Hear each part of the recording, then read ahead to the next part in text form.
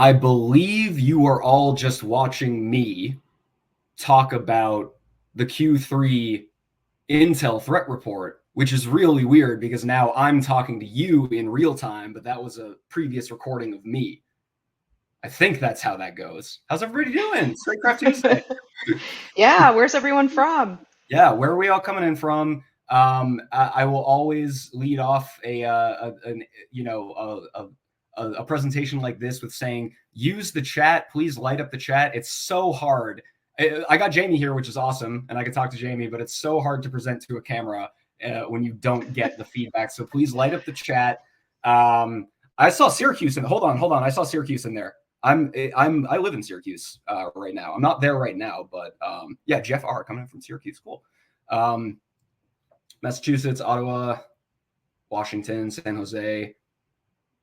Wow. Cool, excellent. Hello, everybody. Welcome North in. Dakota. Come on in, grab a seat anywhere in the auditorium. We've got coffee and refreshments and drinks out in the lobby. If you need to leave the presentation at any point to go grab something, you don't have to tell anybody. Just go grab a cookie or something like that. Hey, so yeah, it's Tradecraft Tuesday. It's that day where we talk about what the hackers are doing. There are no pitches on Tradecraft Tuesday. Really, the point here is to educate the community, and we've got a banger of an episode for you. This is a whole talk about, well, actually, let's start it off right. It's actually, I've lied to all of you. This actually isn't Tradecraft Tuesday. This is actually a therapy session. And it's a therapy session because I've got to tell you all that I've been going through a really bad identity crisis lately. Let me be more specific, actually. I'm going through like 700,000 plus identity crises lately, right? And so for Tradecraft Tuesday today, we're going to present Identity Crisis, Combating Microsoft 365 Account Takeovers at Scale. I'm joined today by an absolute legend in this field. She literally, this is not a joke, she literally wrote the book, like in a non-metaphorical sense of the phrase, wrote the book on memory forensics. Jamie Levy, the director of our adversary tactics squad here at Huntress. And we're going to talk today about this beautiful, wonderful, complex, scary ecosystem of the Microsoft identity system of authentication and resource access, and all of the little interesting ways that are now emergent in which this system of identity can be abused. So today we're going to start with just a quick who am I, Jamie and myself. We're talking a little bit about like looking at identity as the new endpoint, kind of this emergent idea of the endpoint. Where we started in the sense of threat modeling against the endpoint now kind of resembles where we're heading threat modeling against the identity. Some stuff that we've seen, we're going to break out some stats and some interesting tidbits from the recent threat intel report that we just released. There are no pitches on Tradecraft Tuesday, but this is free. This is a communal resource. You don't have, I think you punch in like an email and you download it, whatever. Just go read it. It's got really, it's in our handouts also. It's in our handouts too. So if you're here, you might not even need to actually go download it. You probably have access to it already. And then we're going to get into the really fun part of this talk, which is about how to almost do crimes. We're not teaching you how to do crimes. We're teaching you about how crimes are done. We're not giving you the steps to do crimes. We're not even telling you to do crimes. We do not condone crimes. In fact, we fight people that do. If you do the things that are in this presentation, you are now our enemy, and we'll probably go try to hunt you down. But the idea is to better understand the attack so that we can get better at the defense. And then we're talking a little bit about passive session token theft, active session token theft, some of the different. Anyway, let's get into it. Like, we don't have time. We got a lot of stuff to cover here. So I'm me. I'm the lead research for the identity threat detection response product here at Huntress. I'm a former red teamer, malware reverse engineer. I like to say that if the SOC are like the archers, I'm kind of like the bow maker at Huntress. I give them the best quality arrows and the best quality bows so they can go hunt down the hackers effectively. And yeah, I did some other stuff. I don't know. Anyway, but like I said, enough about me. Jamie is, like I said, an absolute legend here. Jamie, if you'd love to introduce yourself, please, I'd love to have you introduce yourself. Yeah, thanks. Thank you for the introduction. But yeah, I'm the director of adversary tactics. This is an elite team of researchers, much like Matthew K, although he's not technically on that team, but of that ilk. And so, yeah, we do a lot of like threat intel type stuff, root cause analysis, find gap analysis, etc. My background's largely in blue teaming, So I'm on the opposite side of the spectrum, and mostly focused on memory forensics. As we said, I wrote a book, The Art of Memory Forensics, along with some colleagues of mine on the Volatility Project, and I've done a lot of other things. Outstanding. Like I said, literally wrote the book, one of the core devs of Volatility, an absolute powerhouse in the field. And it's great to have you on this webinar with me, Jamie, or else I'd have to do this by myself, talking to a camera with absolutely no feedback, which is never any fun. So let's talk a little bit about business email compromise. Is actually a term I didn't hear until I came to Huntress, and it kind of confused me at first, because I kind of look at business email compromise. To me, it's a little bit like the ransomware event of the endpoint. It's like the identity analog to the ransomware event, right? So you see the big red scary screen. It says all your files are encrypted. That's like when everybody goes, oh my goodness, somebody should have done something about this. Think business email compromise, which is really a shorthand for the financial fraud, the financial transactions that result after a threat actor has gained access to an identity's like email inbox. That's what we're kind of dealing with today, is this big cataclysmic, oh crap event where a bunch of money is siphoned out of somebody's bank account, right? And one of the things I love about Huntress is that the people we protect usually can't survive one of these, right? We protect the small and medium businesses, whereas I came from red teaming in like banks, which like this kind of thing is kind of treated like, yeah, we accept the risk, whatever, we can throw money at the problem. But like the small to medium business in the SMB, they cannot survive the amount of money that's usually siphoned out of an environment during a business email compromise. The DBIR, I want to say the range is anywhere between like $250 and like several hundreds of thousands of dollars for just the range of the damage that can be done during business email compromise. And that's because different amounts of money are always trading hands, in the small to medium business. So like 250, that's like a dinner at Red Lobster, rest in peace, Red Lobster. That's like either a dinner at Red Lobster or up to like the amount of money that a small to medium business had for payroll, right? So like business email compromise is generally the financial fraud transactions that happen as a result of business email compromise can wipe a small to medium business off the face of the earth, right? But here is the thing. Let's frame the problem here. Business email compromise doesn't actually just happen, right? It doesn't just like poof and it doesn't happen in a vacuum. Just like ransomware does not happen in a vacuum, right? Now, business email compromise, that financial fraud could potentially be a business-ending event, but a threat actor doesn't just snap their fingers and say business email compromise, and that's not how that works, right? It's almost how that works, as we're about to find out, given the simplicity of these attacks. But what happens before business email compromise is a whole attack chain that has to do with staging, first gaining access to the environment, and then persisting and staging performing the tactics that will eventually lead to rerouting a financial transaction, right? And so today, what we're going to talk about today is not the actual business email compromise, the financial transaction fraud. If all we see is that, we have failed, all right? We are going to roll the tape back, and we're going to talk about how threat actors actually even get in the front door in the first place. And so we're going to talk about ATO, account takeovers. We are on the little green triangle on screen right now in the initial access. This is basically the initial access phase of the attack in the MITRE attack parlance. But first, some insights from the threat report that we've just recently put out. This is the 2024 threat report. We had the Q3 2023 threat report out, but this is brand new. This is new as of Jamie. This is like a month, I think, at this point out. Yeah. But yeah, so this is this is a passion project, the loving work of the adversary tactics team putting a bunch of stats together. But I'd love for Jamie to kind of just talk a little bit about like what's in this thing. And it is available in the handout section, so you already have access to it. But yeah, Jamie, please tell me what's good in here. Yeah, sure. So the things that are relevant, and if you go to the next slide, for this particular talk, we did actually look at the M365 threats that we saw within the last year in our customer base. So the thing that's really interesting about this report is that it covers our customer base, which are the companies that fall below the poverty line of cybersecurity, right? And so these are the companies that a lot of other companies that put out threat reports actually don't get a chance to look into.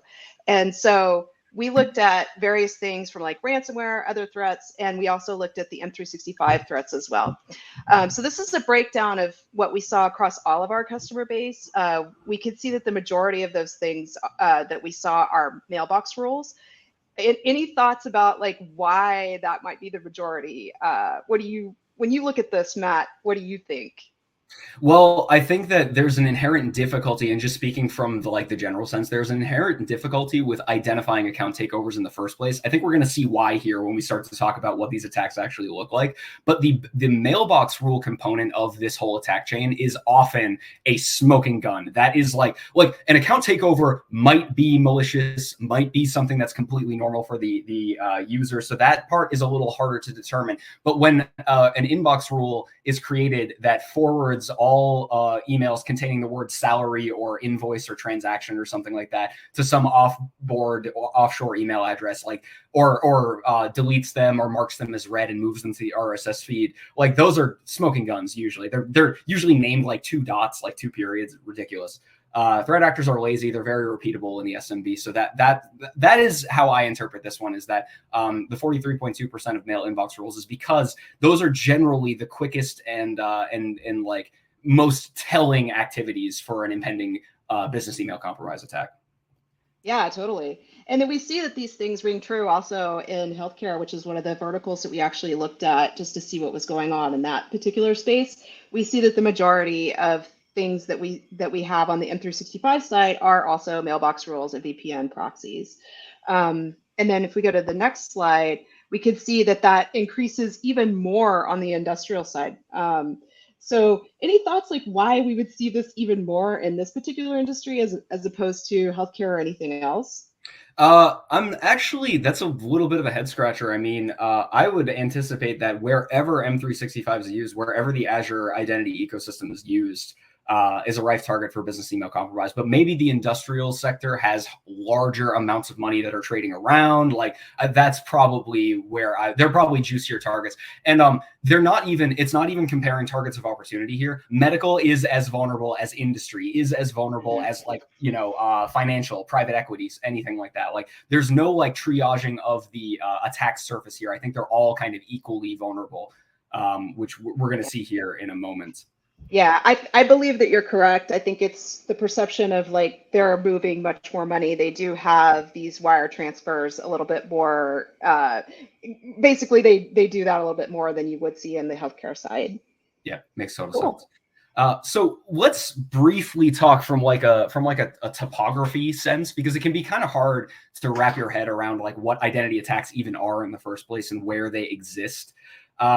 Where are we when it comes to, we've got to shift our perspective from thinking about the on-premise as the endpoint, right? So today, what we're talking about are the attacks that happen here. Notice that we are in the M365 productivity suite of programs. So I'm giving this presentation on Google Slides, but if I was giving it on PowerPoint, I'm not signing into just the software product of PowerPoint anymore. All of this is using the Entra ID ecosystem and the Azure ecosystem and providing me a suite of productivity tools: PowerPoint, Excel, Word, Yammer if you're a psychopath. So that's where we are today, right? And we're also kind of a little bit on the on-prem and sometimes even in the on-prem Active Directory side of the house. But there's an interesting gray area here where some attacks, this is one of the big takeaways from this, if you take nothing else from this this presentation, never ever assume that an on-premise attack is terminated on-premise and an identity attack is terminated in the identity realm. There is a ton of tradecraft that can cross those two realms. And so there's a lot more gray area between the two. So never assume, if you're incident responding to an identity intrusion, never assume that your on-prem is safe from that. And vice versa is also the case. And again, we're going to see that here briefly in a moment. If we're going to hunt this stuff down, and remember that no pitches during Tradecraft Tuesday, none of this has to do with the Huntress product, anything. This is all just kind of if I just have an Azure tenant that I need to guard, where do I look to actually hunt this kind of stuff down, hunt account takeovers down? There's two And I think like 3 telemetry sources that I would recommend that people look into. The first one is going to be the Entra ID sign-in logs. Even if you are just using Microsoft 365, if you're like a business owner that you're just using PowerPoint or Excel or Outlook or anything like that, you don't really realize it, but you're using the Entra ID identity provider ecosystem as a backbone, as an authentication backbone, even if you're only using it for the productivity suites, right? So in the Azure portal, in the Entra ID sign-in logs, that's a really good place to look for signs of account takeover. And so when you start to drill into those logs, you'll see things like one good example here is in the additional details, you'll see that maybe a sign-in log, the MFA requirement was satisfied by claiming the token. Pay attention, that's going to come back here in a moment. So maybe that's like an interesting little indicator of compromise. You can also see the resource that's being requested, the client application, and also the user agent. And I'm so jealous of my EDR, my endpoint research colleagues, because they get the best telemetry to go hunt down like ransomware and like HTML smuggling and that kind of stuff.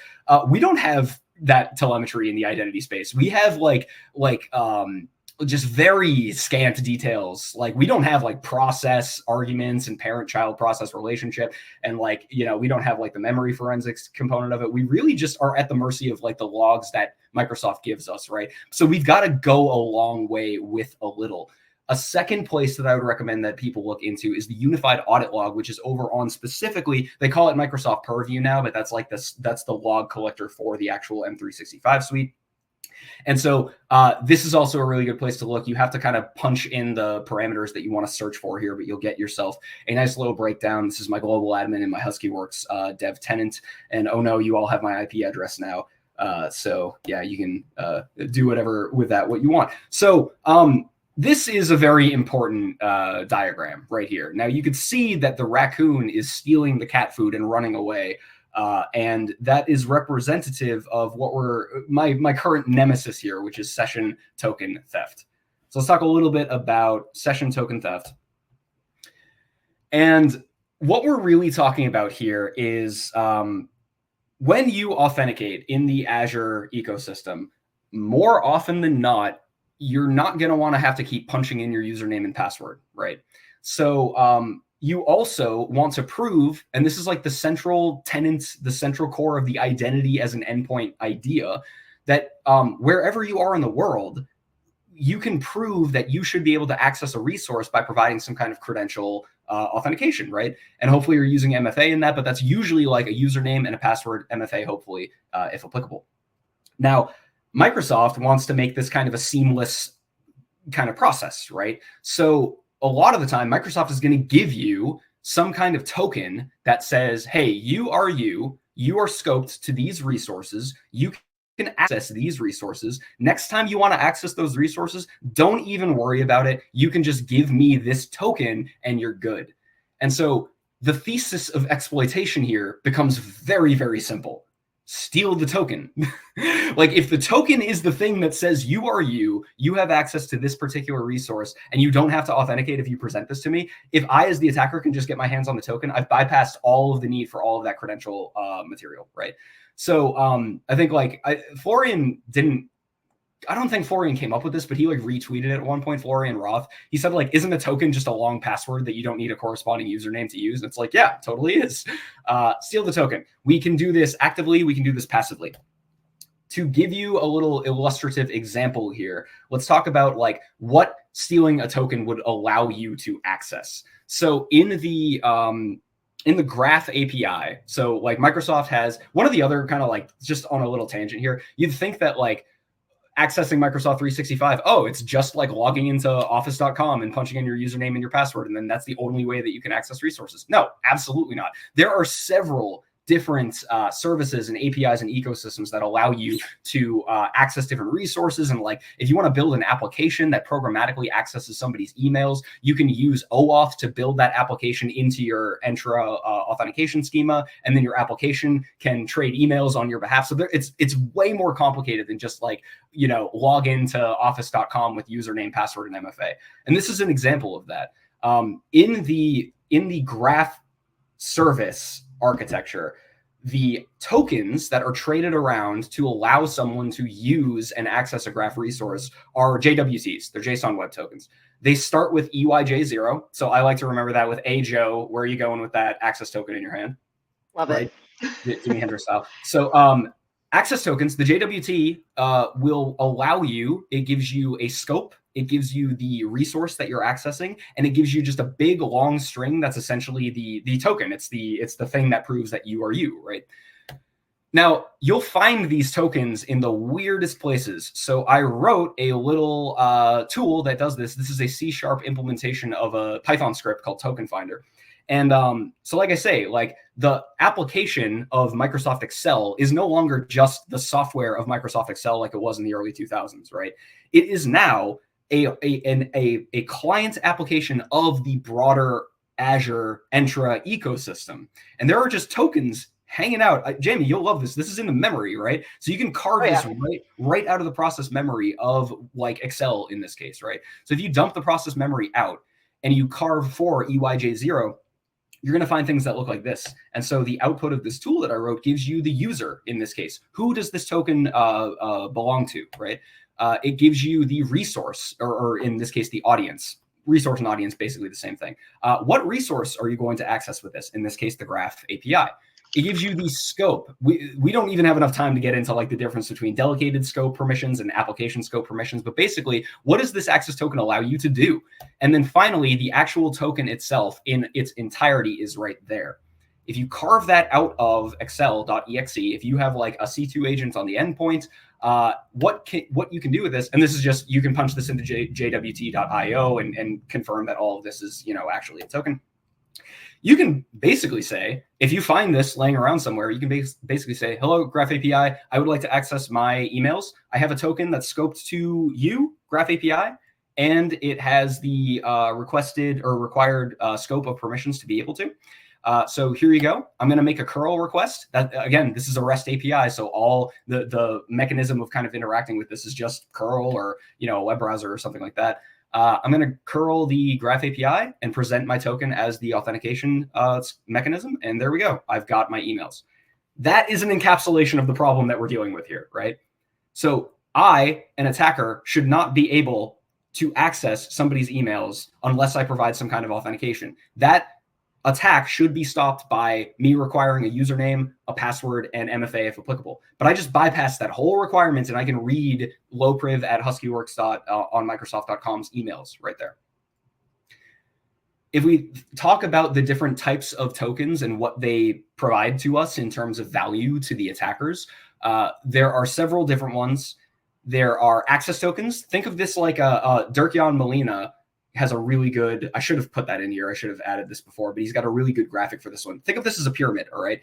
At the very bottom of the pyramid is the access token. That's a very tightly scoped token that says you can access this resource as this user. So if you have an access token, if you have that EYJ0, you can access like somebody's emails, but that's about it, right? If you have a refresh token, that's like moving up the pyramid a little bit. If you have a refresh token, you can keep printing out access tokens.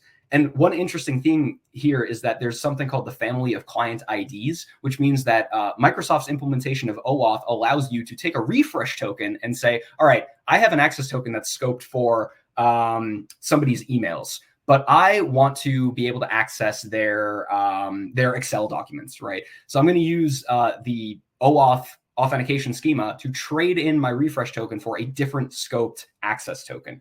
So that's it gets kind of in the weeds, but basically if you have a refresh token, you have more power. You have the ability to say, I can print out access tokens and I can trade in my refresh token for different types of access. And then there's that thing there at the bottom called the primary refresh token. And let me tell you, if you get your hands on one of these as an attacker, you've got it made. That is the full single sign-on token that is usually given to somebody when they are authenticated in the Azure hybrid authentication schema. But as I just found out about maybe 3 days ago, it's not limited to just the hybrid authentication schemas. We're going to get to that in a moment. But basically, if you get your hands on a primary refresh token, you got it made.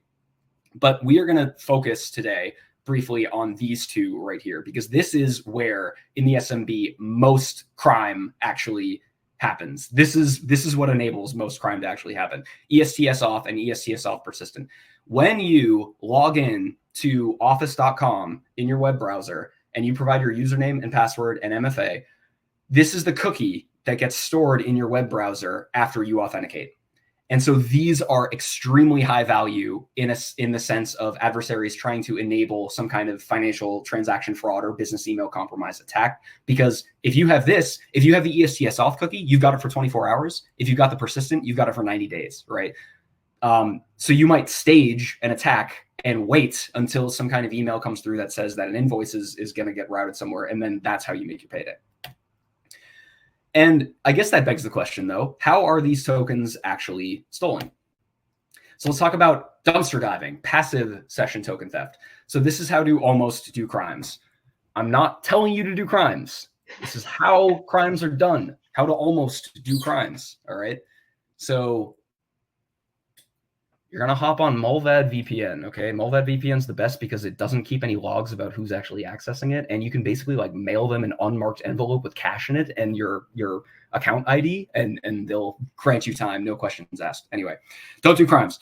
Hop on Mullvad VPN, and then you're going to go look for the redline stealers on any of these sketchy ass Telegram channels that are out there. And these are not hard to find. Breach Sense right there has like a list of them, so they're not hard to find. They're not on the dark web or anything like that, right? So you're going to go to the Borwita free log Telegram channel that has all the redline stealer logs on them. And you're going to download any of these. That's a 1,600, almost 1,700 megabytes of these redline stealer logs. And I want to put out a warning that you're like in a den of thieves and you're downloading this from criminals. So like, just, be careful if you decide to do this. And finally, you're then going to grep. You're going to text search for ESTS auth, ESTS auth persistent on Microsoft.com, login.microsoftonline.com, EYJ0. Hey, why stop at the M365 authentication schema? Why don't you look for like Vanguard or like, I don't even know, like Jamie, like what are your REI.com or something like that? Like just go through any kind of authentication cookie that you would want to go find in there. And this is an example of me, this is an example of someone in Minecraft, in a dream, not in real life, text searching through, PayPal, exactly. Text searching through these logs, right? And that blurred out. Now, these are from September of October of 2022. So these are all like ancient cookies, but they are actual authentication schema, like authentication material, right? So everything that's blurred out, if I had to blur that because it'd be extremely irresponsible if I didn't. But that's like, assuming you're in the 90-day period of an ESTS auth persistent cookie, you could just do the next step here, which is we're now no longer how to almost do crimes. We are how to actually do crimes now. If you put this into your cookies, if you inject this into your browser and just refresh the page, you've logged in. If there's nothing, no mitigation mechanism, no continuous access evaluation, no conditional access policies, if there's nothing standing between you and this inbox, then you have logged into your target's inbox. So scary. Wait, we have one question. Yeah, absolutely. So somebody was asking, Tim was asking, what efforts has Microsoft been doing to battle token theft? Mm-hmm. Yeah, so Microsoft has put a lot of work into making conditional access policies like easier to use. Continuous access evaluation is another feature. They've also looked into like the upcoming RFCs that have to do with binding tokens to specific devices. In general, I'd say token theft is harder if you have a compliant and managed device that you're trying to steal a token from. But I don't know, not much. not much yet.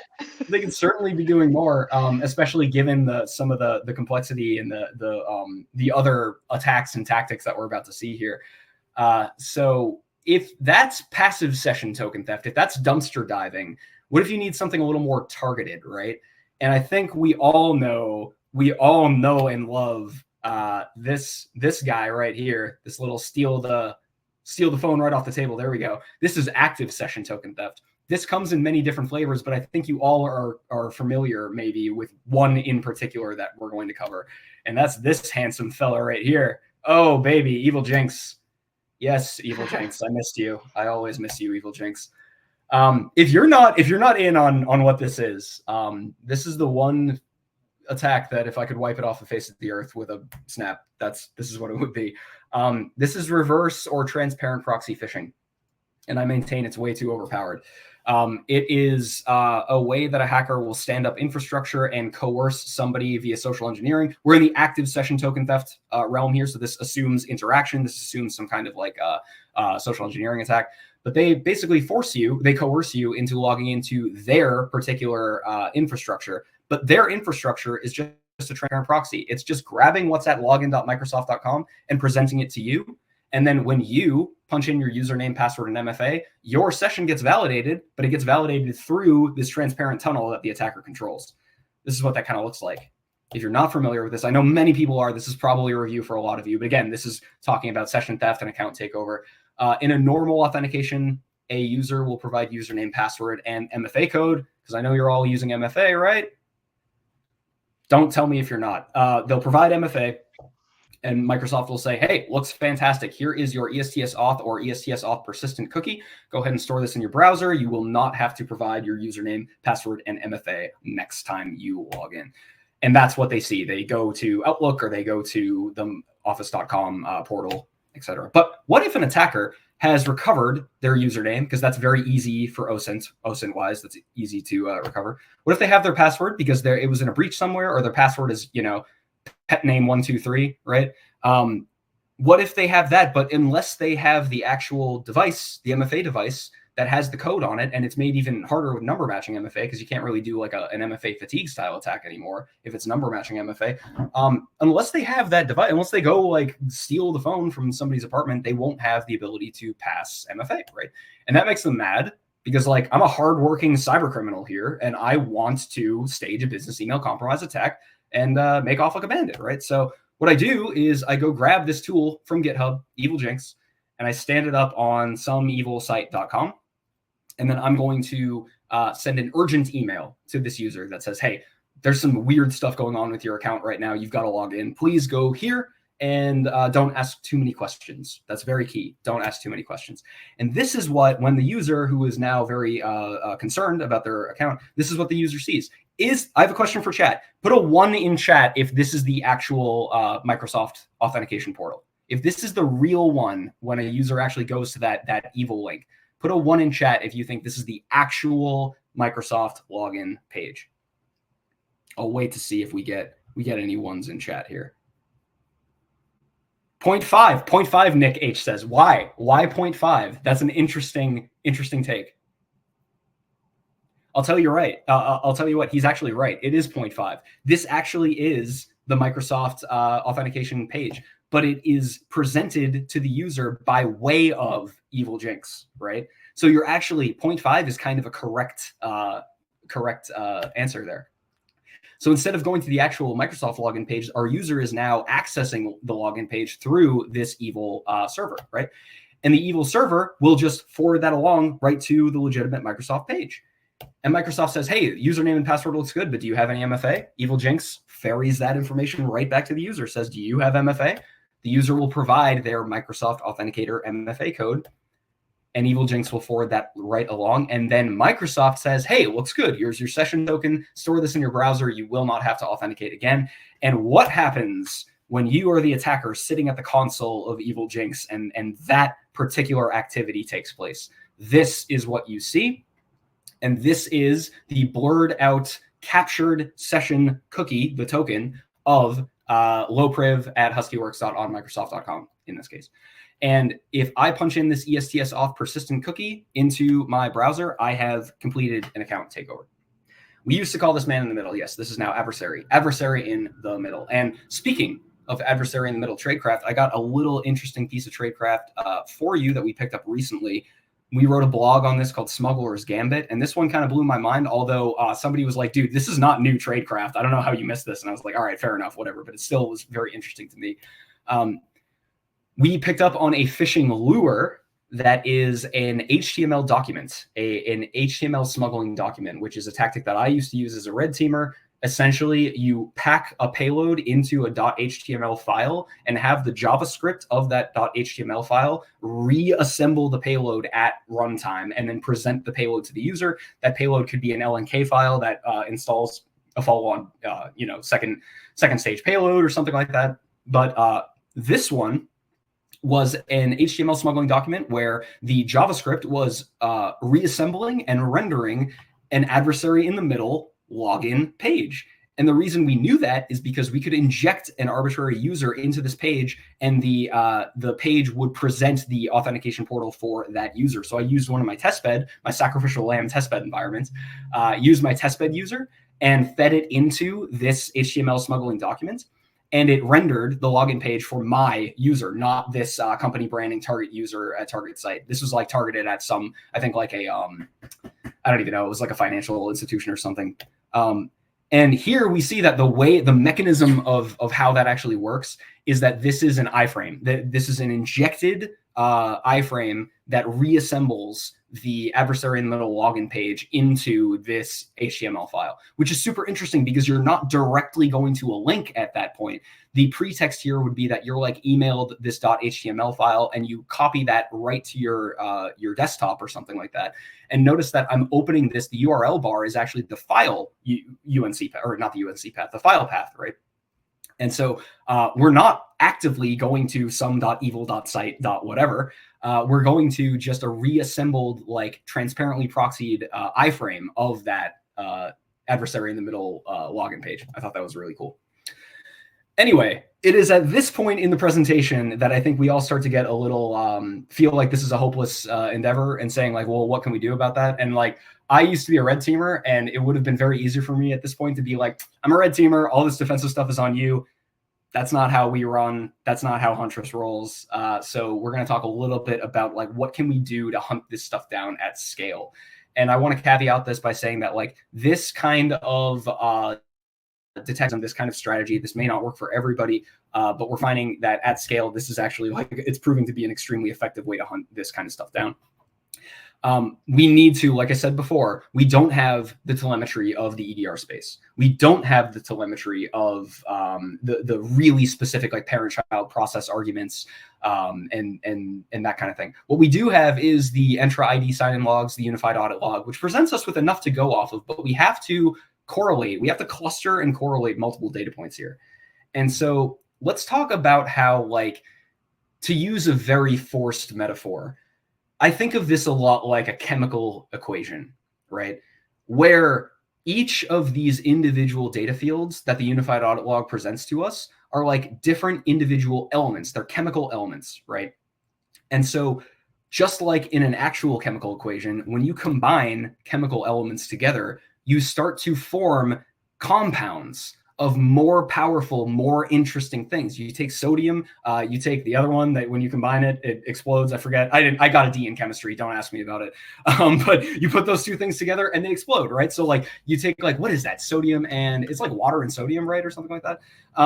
Yeah, so you combine chemical elements into things that are more powerful than they are by themselves. In other words, an IP address is actually like one of the best data fields that we have, but it's basically useless by itself. An IP address is just four octets.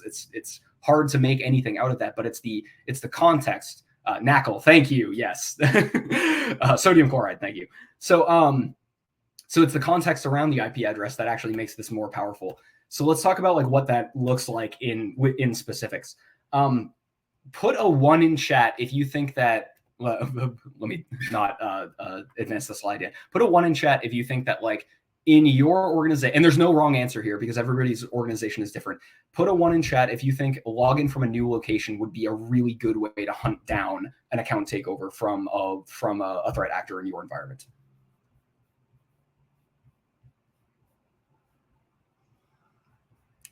People are afraid.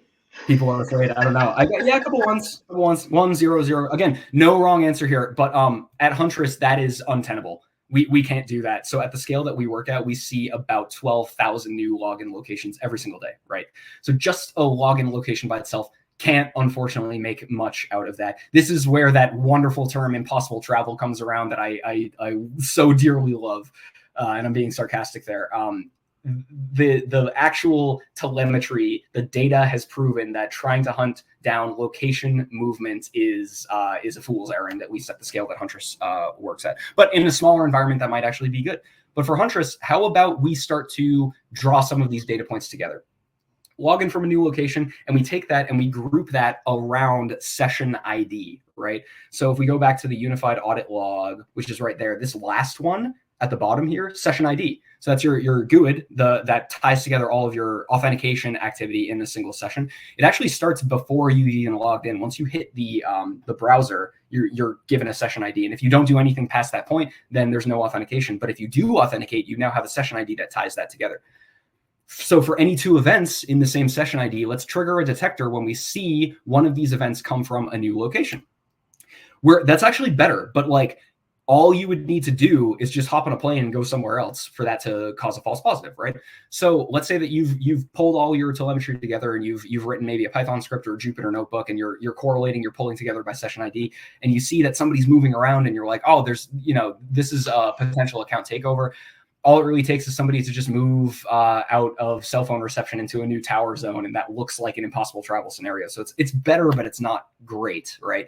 But let's kick it up a notch here. Let's group it by session ID. Show me logins from a new location, and then if there is a meaningful, significant change in the OS or the browser type or both, now we're cooking, right? We've got to account for some weird edge cases. There's one specifically with the Azure AD authentication provider. We've got to account for some edge cases because authentications will look like they're coming from different places when they have that user agent. So if we authenticate, or if we account for some of those edge cases, if we have, actually, I have an example of this here. If we have two events that are bound together by the same session ID, one comes from Mysterium VPN. Again, if you have threat intel that supports this, you can query against your threat intel to see, is this a known VPN exit node? Is this a Tor exit node? So you can enrich your IP information that way. But one of these events bound by the same session ID comes from Mysterium VPN, one comes from ExpressVPN, one comes from Windows with Google Chrome, and one comes from Mac OS with Google Chrome. And no one has been able to give me a legitimate reason why that session could not be an account takeover, an actual malicious example of malicious activity. So I'll wait for that. So moving on, a couple other little interesting, I know we're... there was one question. Oh, yeah. Somebody asked, could you just force a PTR each time and make the user log in? Force a PTR. So you're talking about a primary refresh token, or what do you mean by PTR? Or a token refresh, I guess. Yeah, I guess token refresh. Yeah, if it's a token refresh, I mean, yes, but are you sitting around waiting... Well, okay, in an incident response sense, that's actually a really good idea. But in a detection sense, you're not going to, how are you going to know when a token refresh is required, right? So are you just going to sit around and wait and do that for every single login that you see? This is about like shrinking the haystack into making it highly likely that you're going to look at events and correlate them and then find evidence of account takeover. Let's move on to... Oh, yeah, token binding. Yeah, Matthew B's talking about token binding. Like I said, they're exploring the cryptographic token binding to device and to TPM. I don't have the stats on like TPM rollout, but they're not like great. I mean, all new devices have TPM in them, but I don't know if that's going to get like widespread adoption. And there's another RFC. It's a 4-letter acronym, and I just don't remember what it is, but it's like the newer version of token binding. I got to look back into that. I don't remember what that is. So OAuth consent grant attacks. So this is an interesting one. So like I said, Azure allows developers to use the OAuth authentication schema to build applications around and use it for user authentication. And they're very, like, the implementation that Microsoft has gone with OAuth is actually, if you look into like the specifics, it's very interesting. They kind of... they basically make the choices for you. They don't allow you to specify like specific scopes and permissions. They basically say, and I was talking about family of client IDs a little while ago. You can basically say, hello, I am Microsoft Teams. You're not actually Microsoft Teams, but you can just say like, hi, OAuth, I'm Microsoft Teams. Can I authenticate with a scoped token for Microsoft Teams? And they'll just give you one that has like a certain scope of permissions. And then like, again, if you're doing this from a Python script, you can be like, oh, nope, now I'm the PowerShell Exchange client or something like that. And they'll give you a completely different scope. So all that is to say, I'm rambling, but all that is to say the OAuth schema in Microsoft is like, it's very interesting to say the least. But you can build an application as an attacker that makes use of the OAuth authentication schema. So this is like a social engineering attack where you will build a permission and outfit your application, or excuse me, you'll build an application and outfit that application with a whole bunch of really powerful permissions, application scope permissions, which means that if somebody authenticates with OAuth to your application and consents your application to have access to your tenant, and you outfit it with all these like banger permissions, like mailbox settings read write and user read write, like you can do all kinds of stuff. All you have to do is basically coerce somebody into installing this application into your tenant, right? So this is exactly what you do. Who has seen that approval required Graph Explorer? These are all the permissions that it has, that it's going to install in your environment. You've probably seen this legitimately, right? So the idea here is that we're using the legitimate Microsoft OAuth implementation to build what would otherwise be a completely legitimate application, except it's built specifically to compromise and install persistence in your target environment. And this is, if you're on the receiving end of this, this is what you see as the user. You're going to see an email that says like, hey, it's IT, LOL. You need to click on this link and sign in with your username and your password and your MFA, if applicable, and click accept. And again, don't ask too many questions. That's very important. And the user in this case might think something like this. I've been taught to look for suspicious URLs, but this is a Microsoft URL, so I think this should be fine, right? And so if all they're looking at is the login.microsoftonline.com URL, they may think that this is totally fine. But what they're missing here is that this is using the legitimate OAuth authentication flow to create an access token that installs this application in the target tenant environment and then sends the access token and the refresh token of that application to the redirection URL, which is something that the attacker controls. So it's URL encoded, so it's a little hard to read, but you see the 182.16.10.4, that's the URL encoding for / and then get a token, get auth token. And then it's also outfitted with all of these permissions. And so if you consent to this application as the victim in your target environment, you are handing over all of these application permissions to the attacker. And this is what you're going to see. You're going to see this little Microsoft provided. Again, this is all on legitimate Microsoft infrastructure.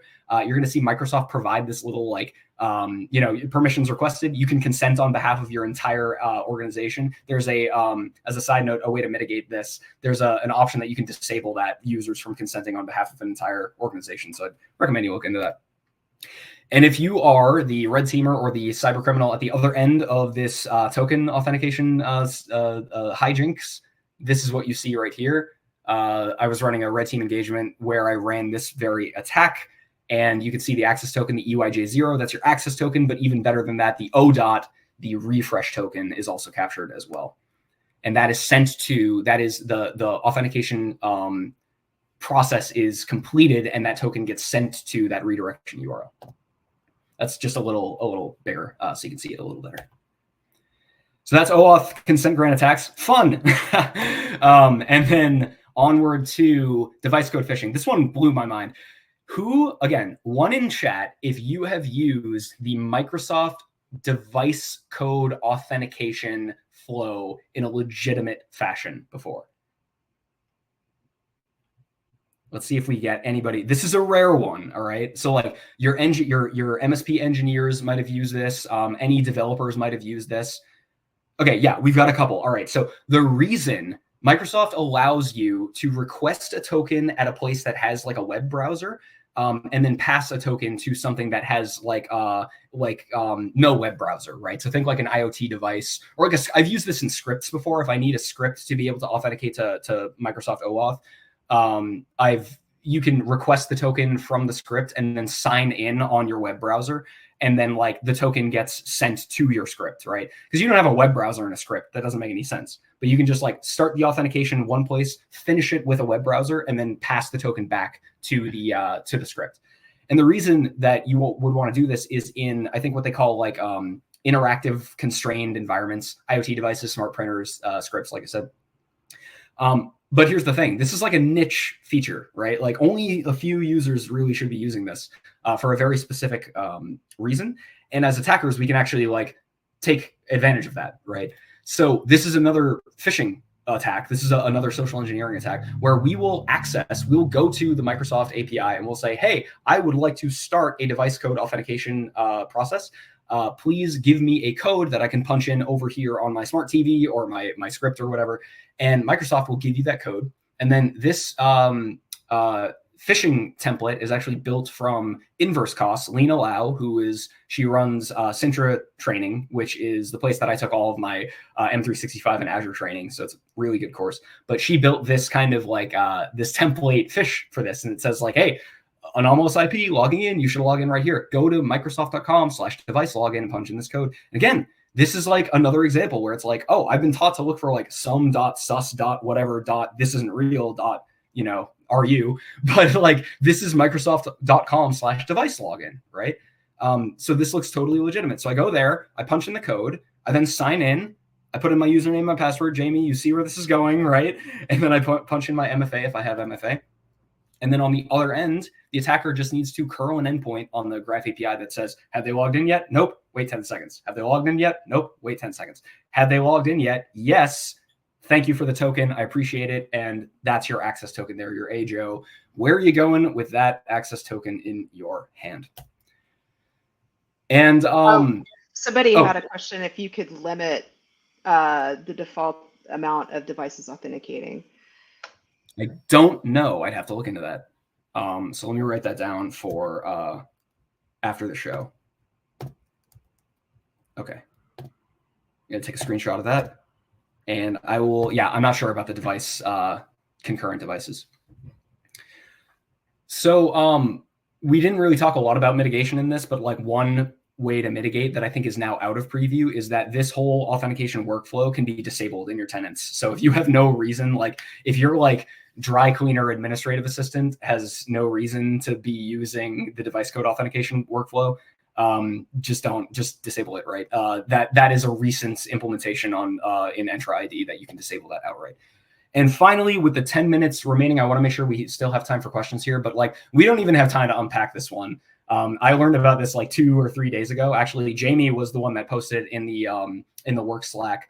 And when up until this point, when I saw PRT, primary refresh token, I had equated that with Azure hybrid environments, pass-through authentication, password sync, password hash syncing, some kind of on-prem plus Entra ID. And I'm like, okay, that's like not most for my own purposes. Like we're not seeing that like everywhere in the SMB. It is in use for sure. But I was like, I'll get to PRT abuse someday. There's really fun attacks you can do with like being on an endpoint. Like if you have a C2 agent and you just like steal the PRT right off of the endpoint. But I was like, that's more like on-prem stuff. You need to be on-prem to do that.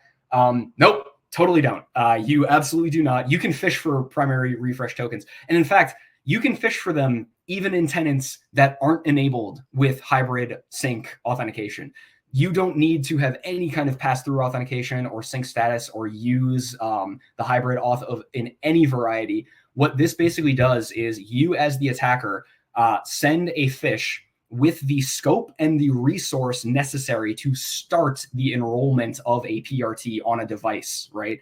And the device in this case is like your attacker laptop or your attacker VM. But what ends up happening is you socially engineer somebody into authenticating. You receive their token that's scoped to the endpoint in Entra that you go to set up a PRT. And then congratulations, you've just stolen a PRT that didn't even exist. You basically made a PRT for that user. And like I said, if you steal a PRT, that is it's the Mac Daddy. It's everything. It's single sign-on. That's all your websites for Microsoft 365. That's all of your internal Azure applications. Like that is like you are that user. In a literal sense. So, but like I said, we don't have time to unpack this one. I'm still kind of wrapping my head around this.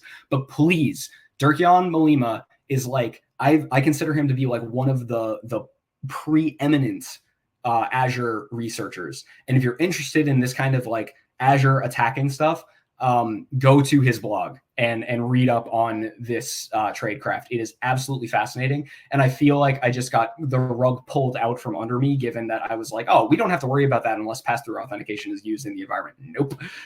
You can just fish for them even when you're using completely Entra native in your environment.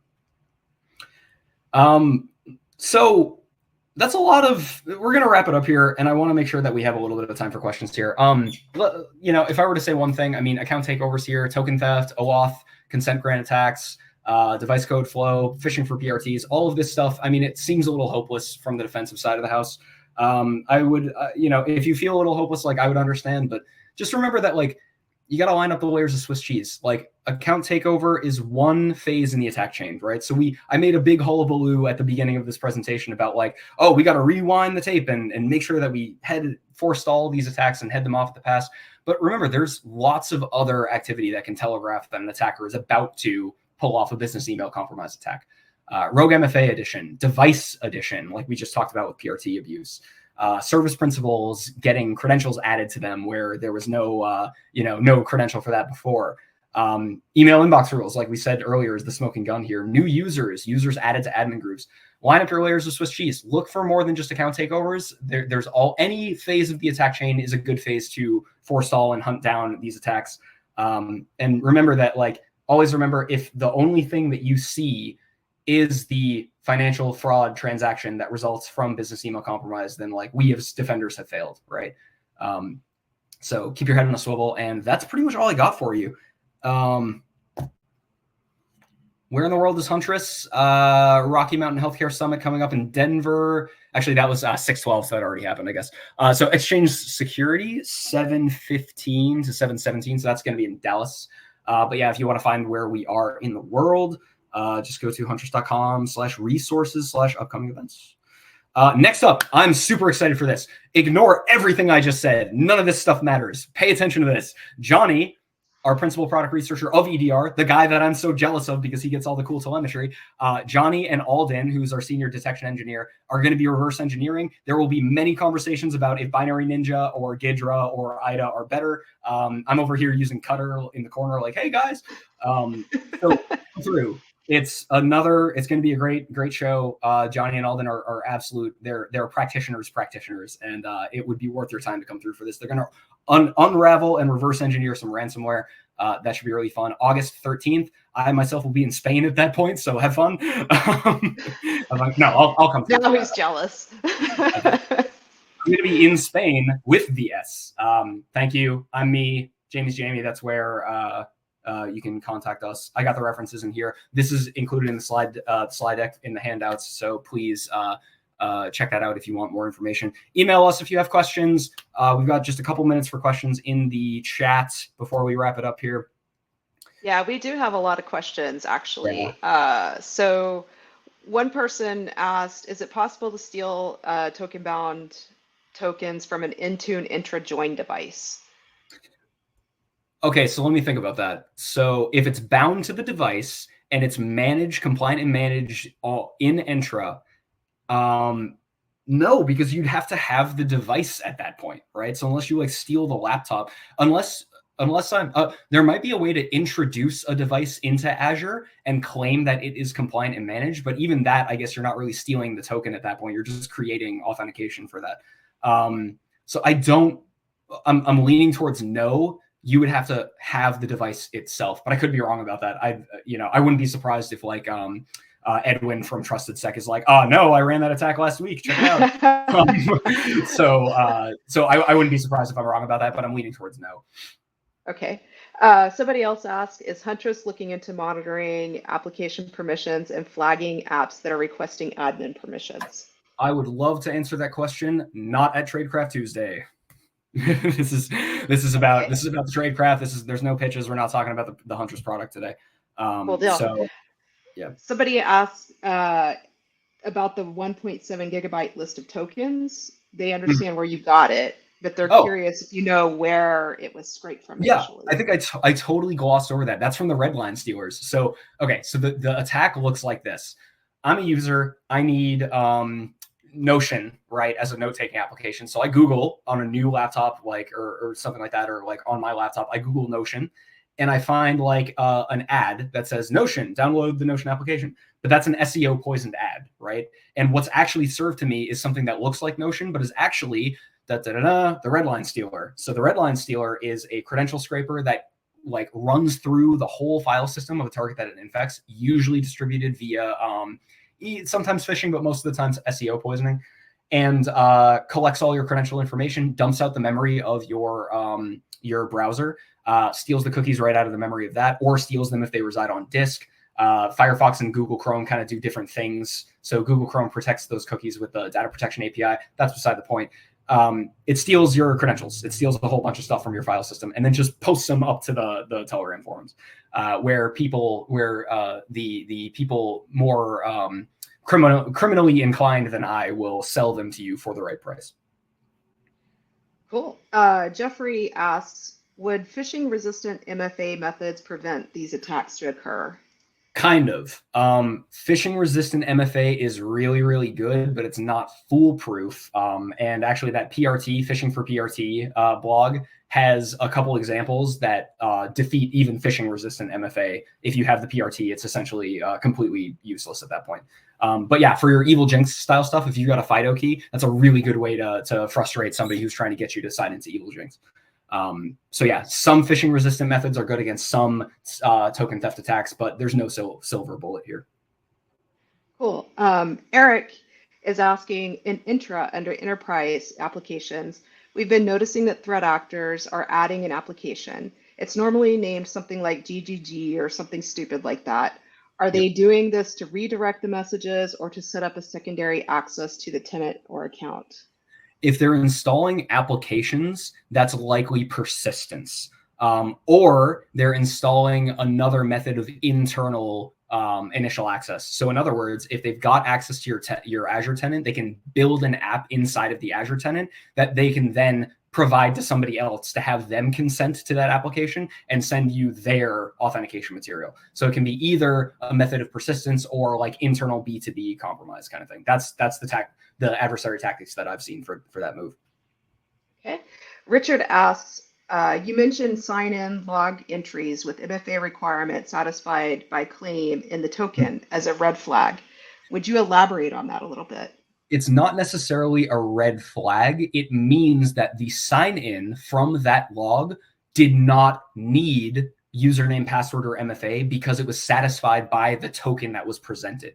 That happens legitimately all the time. But if that happens from a VPN or a location that you don't anticipate or something like that, you might be, and it's bound, and it also is within the same session as maybe a legitimate login.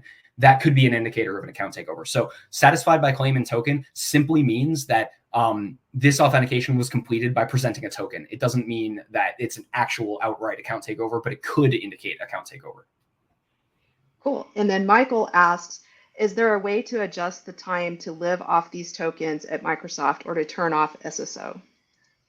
Yes, you don't. Well, all right, let me think. So yes, you can adjust time to live. That's configurable. I don't know about turning off SSO outright. I'm really not sure about that. So I don't want to give you an incorrect answer there. I'd have to look into that.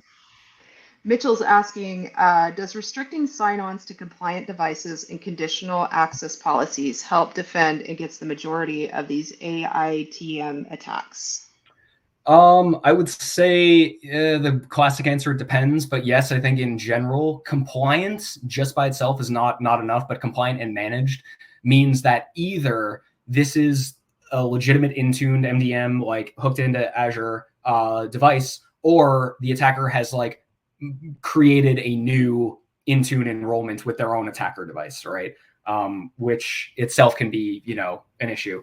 But in the general sense, compliant and manage is like they either have to like steal the laptop or they have to enroll their own device, right? Which at that point you'd see a device named like attack Windows workstation or something like that, and maybe there are other signs.